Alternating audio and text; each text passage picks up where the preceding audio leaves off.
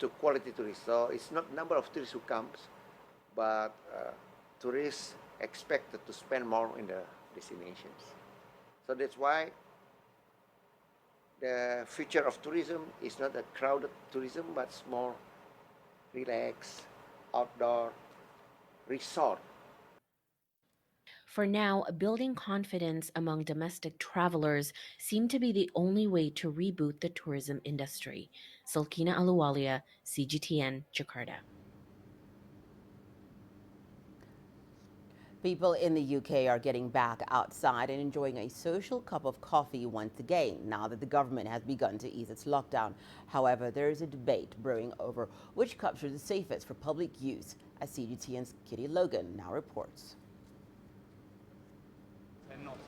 Brighton streets busy once again, bustling with people eating out or taking food and drink away.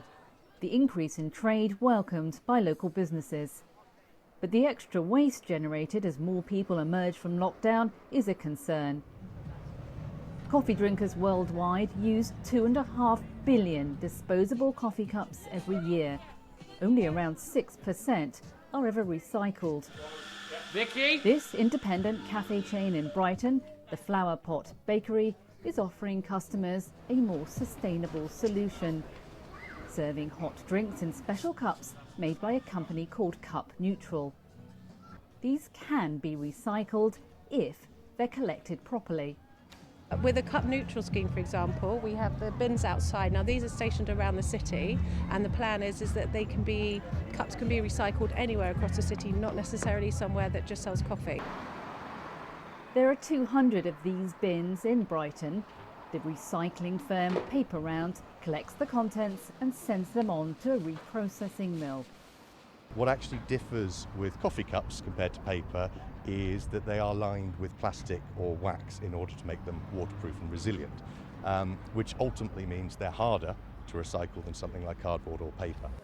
But with lives changed by the COVID-19 virus, are people as focused on what cups they use? During the coronavirus lockdown, the public fell out of favour with the reusable cup.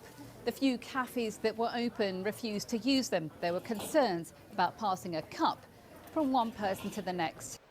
City to Sea campaigns against plastic waste and is encouraging cafes to find new ways to work with reusable cups during the pandemic. Over 100 scientists have recently come forward to sign a statement to say that single-use plastic is no safer than reusables, and reusables are perfectly safe to use, providing the cafe is adhering to basic health and hygiene guidance. Large cafe chains are also readjusting guidelines. A spokesperson for Starbucks said, "We are currently trialling operational procedures that will allow us to reintroduce reusables." Costa Coffee says it allowed reusable cups in its stores from early June after updating procedures for handling them. So, what's better for the environment, to reuse a cup or recycle? 100% reusable, and we're big fans of deposit return schemes, and I think we're going to have to invest in the infrastructure for recycling if that's the solution that we want. But it still doesn't stop the fact that we're having to continuously use resources to create something that we then throw away. And most coffee cups do end up being thrown away. Even sustainable cups or compostable versions need to be disposed of correctly. So around 500,000 of them will just end up being littered. We see them all the time just on beaches or in parks. So that's a massive problem that obviously has an environmental impact and can harm wildlife. The public in Brighton has welcomed recycling schemes, but without more infrastructure to process a used cup, many more will go to waste. Kitty Logan, CGTN, Brighton. Well, it's time now to take a look at today's commodity prices. Gold, still the darling of the markets at the moment. Earlier we mentioned that gold price had boosted South Africa's JSE. Gold miners on that exchange were up 6.8% today. Gold itself surged over 2%, and at one point today had reached a record $1,943.71 per troy ounce. As to be expected, though, Brent crude was down 1.6% Platinum also shining in trade today. It closed 2.8% higher. In agriculture, it was great news for cocoa. That could be for some of us perhaps consuming more chocolate than we should be during this time. Cocoa was up 3.4% in trade today. Well, let's take a look at more news that's coming up after the break.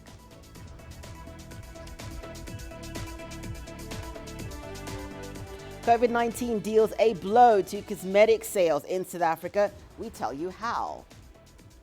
You don't find the stories of North Africa by sitting on the sidelines.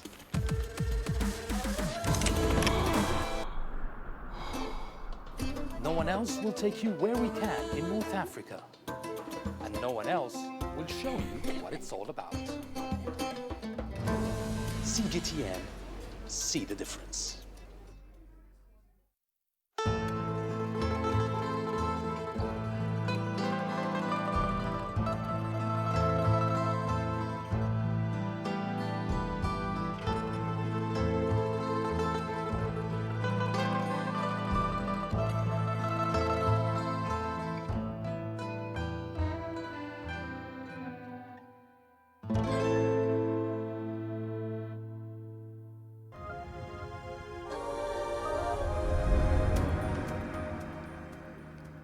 Well, consumers are stockpiling plenty of items they consider to be necessities during this pandemic.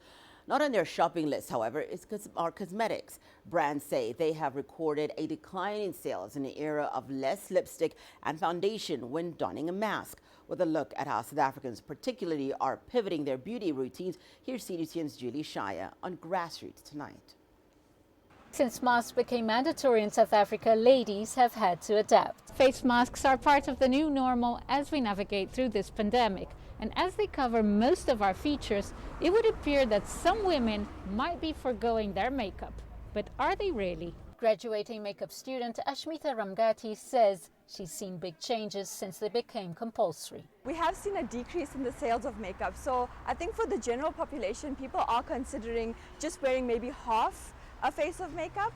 But for people like myself that are professionals in the industry, it's really an opportunity for us to shine or to really express our artistry. I actually consider this time a good time to be able to express my enjoyment in makeup. It's a lot more time for creativity. So I have been wearing more makeup in lockdown, even with the mask. But what's the secret when wearing a mask and makeup? Wearing makeup with a mask, you want to focus on longevity because it's very often that it will transfer to the inside of your mask, right? So I would suggest perhaps wearing a good primer underneath your makeup. And then once you've applied makeup, generally a matte finish, then you would apply a setting spray over to ensure that you lock it in. There's no doubt face masks keep us safe. But somatologist Yolandi Kuhn has seen an increase in skin irritation since they became part of our daily lives. Obviously, it is here to protect us so that we don't get the virus, but it's definitely affected skin texture. You get that uneven, bumpy look. A lot of my clients have got acne from it. They're basically calling it now MACNE, mask acne. Makeup doesn't make masks less effective, but the combination of foundation, lipstick, perspiration and hot breath can irritate the skin. I personally would suggest not to wear makeup on this area. Maybe then focus just on the top part, accentuating the eyes and dramatizing the eyes, if I can put it like that. But avoid this area completely by wearing makeup will help assist that you're not irritating the skin and that the pores get blocked with the moisture and the rubbing. Keeping skin clean is the most important thing to prevent breakouts. I'm not a big fan of makeup, so I hardly use makeup. I like the clean and fresh feeling on the face. Ever since I started wearing these things, I've seen my skin being very irritated and itchy and red, and also small little pimples coming to the surface, which I never have because I do use quite good products on my face. With masks, we now rely on our eyes to communicate, and we can even make them more dramatic. But for some, makeup still remains as important as ever, especially during a pandemic, bringing escape and happiness during these tough times. Julie Shara, CGTN, Johannesburg, South Africa. In Kenya, an increasing number of Kenyans living in the heart of Nairobi are growing herbs from their balconies or organic gardens from their homes. One small Kenyan startup is tapping into that market by creating a soil composite it sells to urban farmers. Chamgono has that story.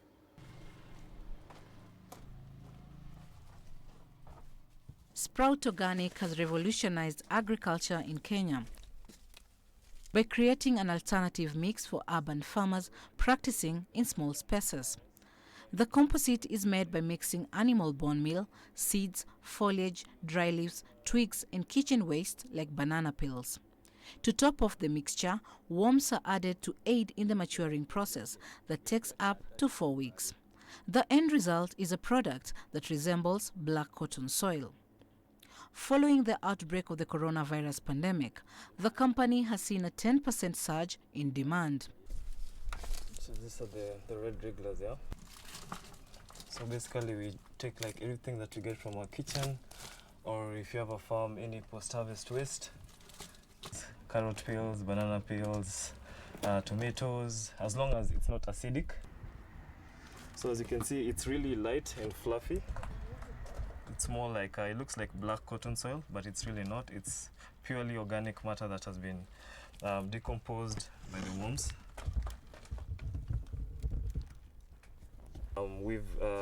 We've tried and tested on a number of our clients' farms, and the result has been extraordinary. The feedback has been good, with some saying up to 96% germination rate with the seed mix that we've been able to come up with.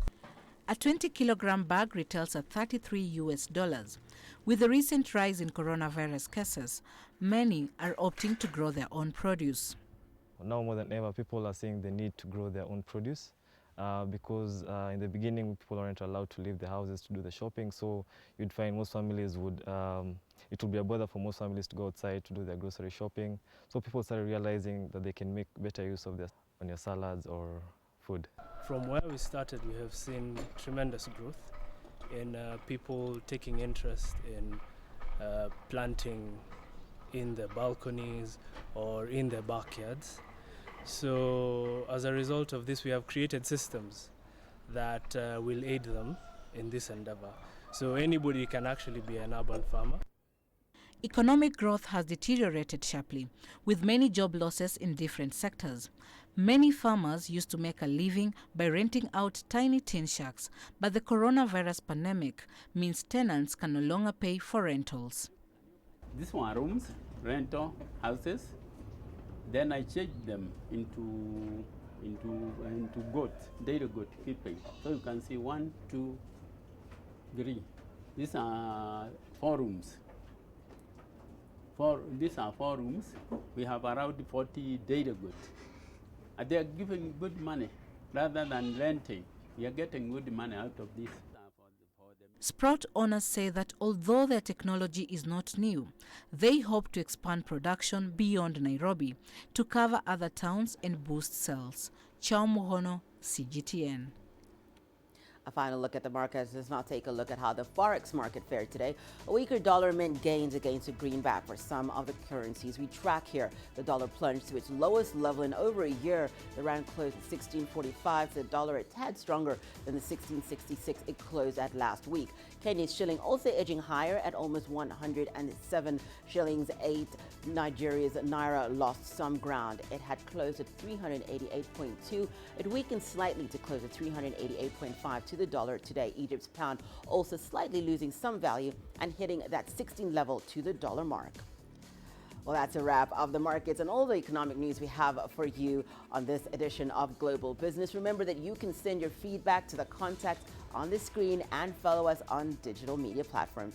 From me, Hannah Viviers, and the rest of the Global Business team, thank you so much for watching. We'll see you again next time.